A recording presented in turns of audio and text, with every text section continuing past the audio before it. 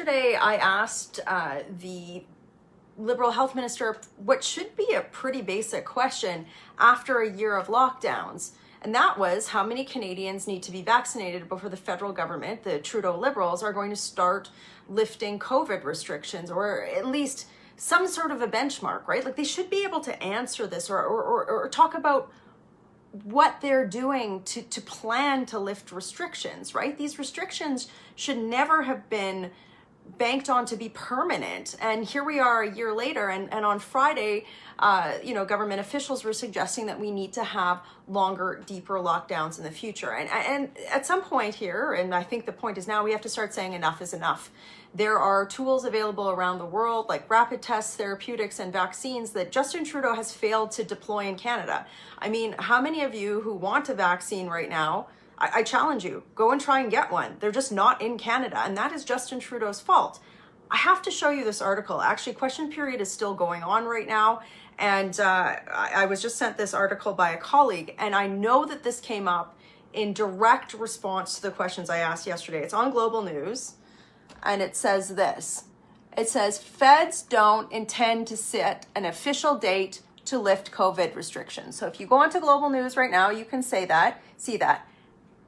This here, Trudeau, is a failure with a capital F, a failing grade to understand what leadership looks like.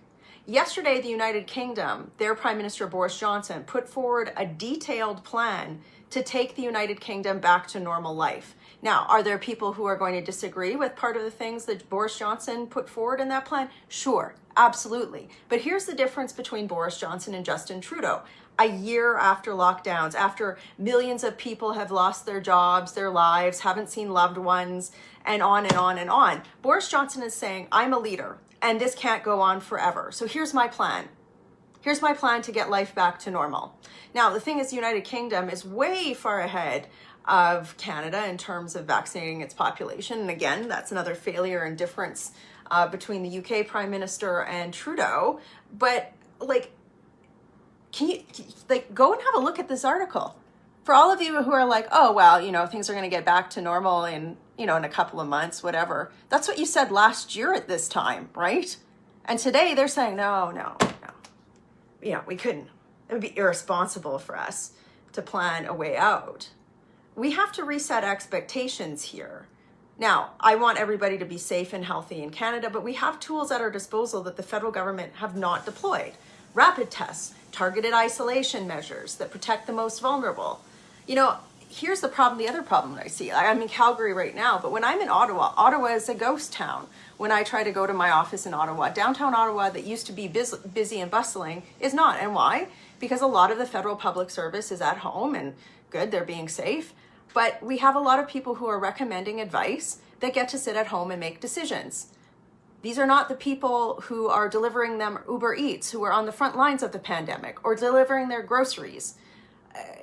The reality is, when I talk to the people in my community here, they are struggling. We have a mental health epidemic in this country. We have people that have no hope going forward. And it is the job of the Prime Minister, every public servant, and every person in politics right now to start setting benchmarks for getting us out. That is where the conversation needs to go. We cannot continue this way indefinitely. This headline here is unacceptable. Now, the federal government will say well, things change from a day-to-day basis and blah, blah, blah. You cannot keep an entire population of people at home indefinitely. You can't do that. It is not an option. Lockdowns should have been able to buy time for governments to come up with more durable solutions. Today in question period, I quoted the American Dr. Anthony Fauci, who started talking about the fact that COVID is likely to become endemic. That is something that's in the disease that's in the general population that we have to learn how to manage. Now, it might be exceptionally unpopular for me to be mentioning this, but it's my responsibility as a legislator to point out something that should be obvious to everybody right now. Extended, deep lockdowns are not going to work. people are going to start saying, I don't want to do this anymore. I need to work. I can't afford this. I need to see my family before my parents pass away. I need to see my husband who's in the ER. I need to be able to practice my faith. These are things people are going to at some point start to draw the line on. And as legislators, we have to be planning for that, especially now that we have rapid tests, therapeutics, and vaccines. These are tools that legislators should be thinking about how we employ those to protect the most vulnerable, to ensure that we have a path to what? To normal life. And then I see this today, right? They have no plan to get us back to normal. Now look, I want to stop the spread of COVID. I think that that's something that we all have a role to play in. But we also have a role to play in saying, how do we return life back to normal? That has to be part of the equation. Trudeau is going to be starting a federal budget.